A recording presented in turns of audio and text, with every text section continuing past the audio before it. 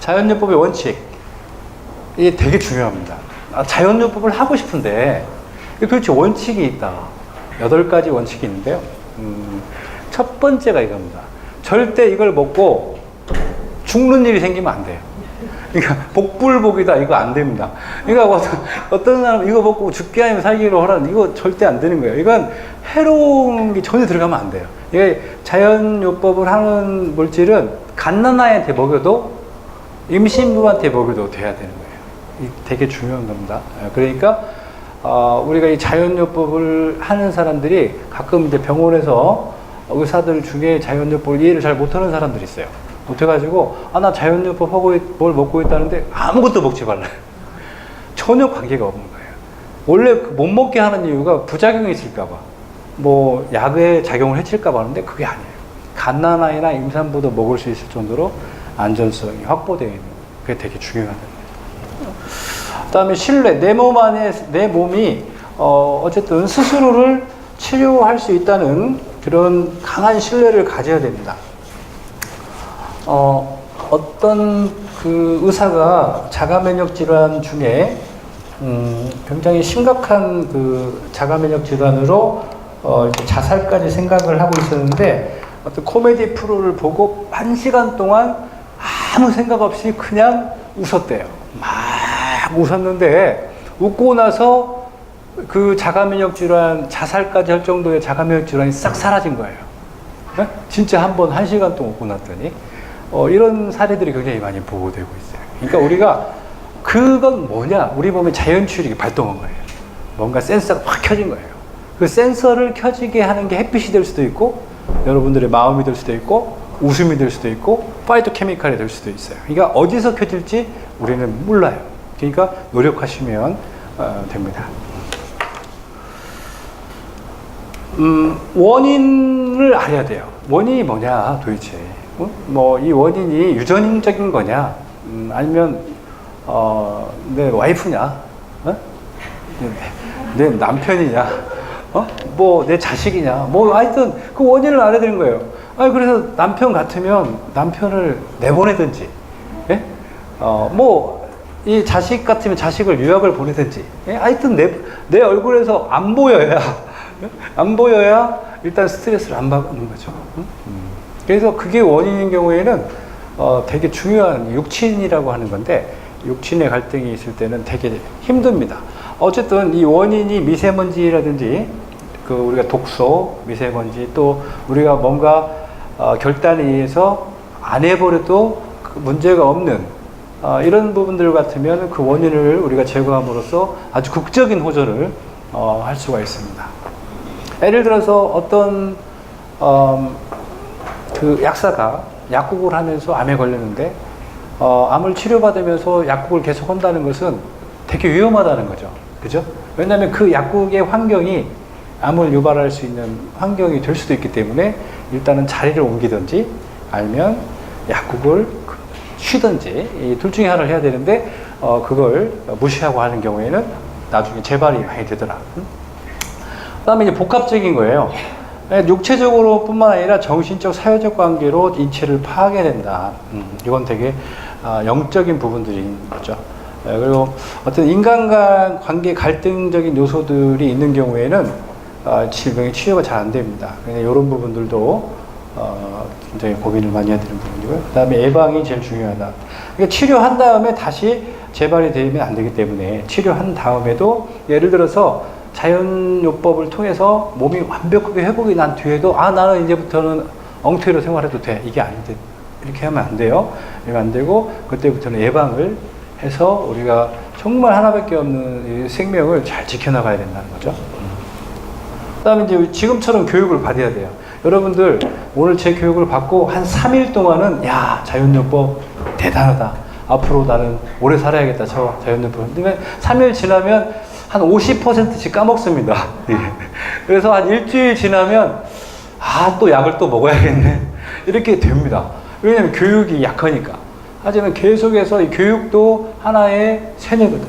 내가 계속해서 내 뇌에 확신 믿음을 주는 거예요. 공부라고 하는 것은 계속 반복적인, 제 오늘 강의를 듣고 나서도 유튜브 영상 가서 계속해서 두 번, 세 번 듣다 보면 아 이제는 내 지식이 되고 내 철학이 될 수도 있다. 이렇게. 그다음에 이제 7번째는 가공과 합성을 구분해야 된다. 자, 그럼 내가 먹는 이 광어회가 내가 먹는 이 소고기가 과연 합성이냐, 이게 가공이냐, 아니면 자연이냐, 뭐 이런 걸 생각을 해봐야 돼요. 근데 광어 회 먹었던 광어 있잖아요. 회로 뭐 광어가 과연 합성입니까? 그게 천연입니까? 네? 광어 안 좋아하십니까? 만일 드셨다고 했을 때 그 광어가 합성이에요, 천연이에요? 양식이에요? 그러면은 우리 어머님은 천연이에요, 합성이에요? 네. 아, 가지고요. 이게 이제 원래는 바탕은 천연인데 이게 이제 먹는 것을 가공을 먹다 보면, 합성을 먹다 보면 내 세포가 합성이 되는 거예요.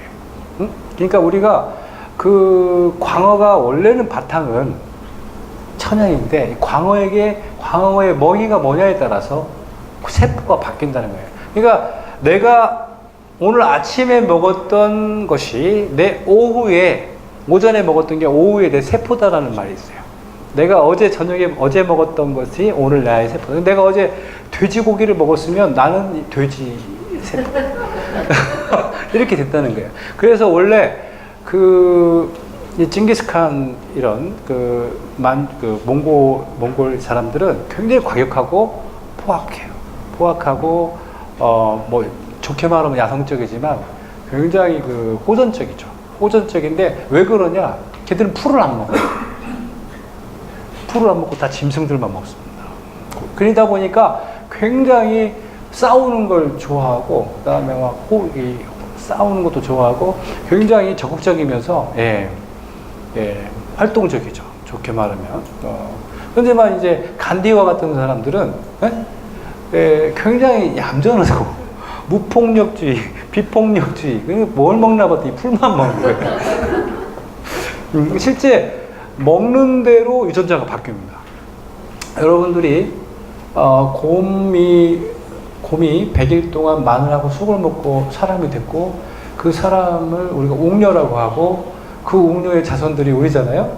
그죠? 단군 신화에서 보면. 근데 그게 사실은 후성 유전이에요. 제가 나중에 시간이 되면 이 후성 유전이 너무너무 재밌어요.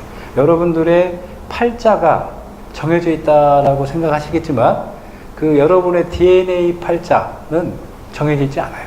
여러분들이 무엇을 먹느냐에 따라서 여러분들 세대에서도 얼마든지 바뀌고 막을 수 있어요.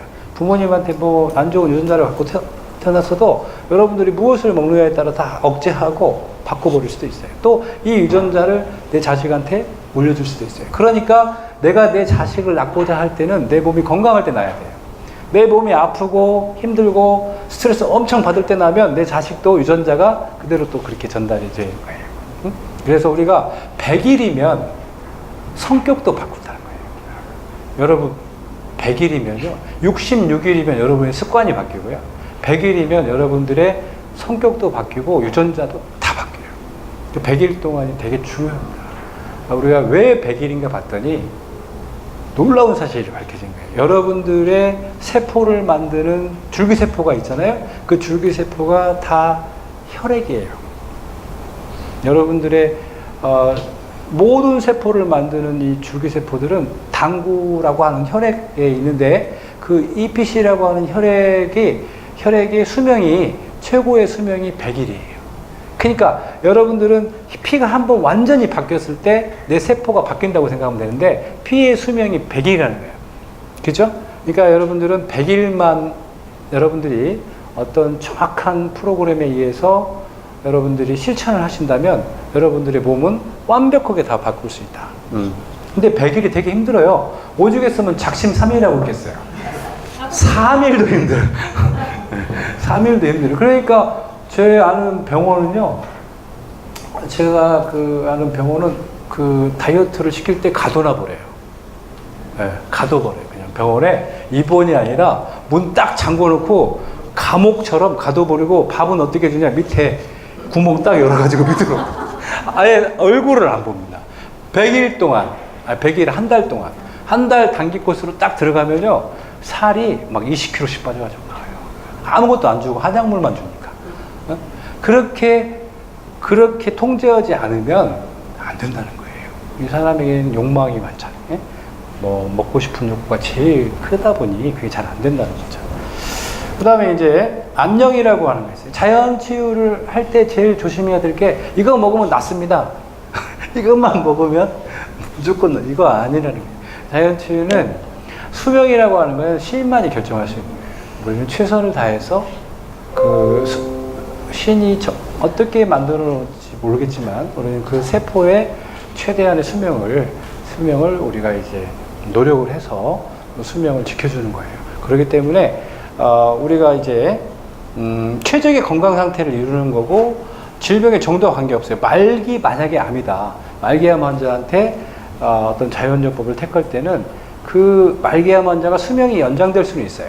뭐 예를 들어서 병원에서 치료를 받으면 6개월인데 자연요법을 하면 1년이나 3년, 이렇게 2년, 3년 연장될 수도 있고, 정말 극적으로 회복이 될 수도 있겠죠. 하지만 이걸 무조건 회복된다 이렇게 하면 안 되는 거고, 하지만 그분이 만약에 2, 3년 뒤에 운명을 달리 하신다고 해도, 그분은 화학요법을 받으면서 인생을 정리한 게 아니고 이 자연요법을 받으면서 정리할 때는 굉장히 편안한 삶을, 이렇게 웰다이닝을 할 수가 있어요. 하지만 이 호스피스 병동 같은 데 보면 웰다이닝이 안 돼요.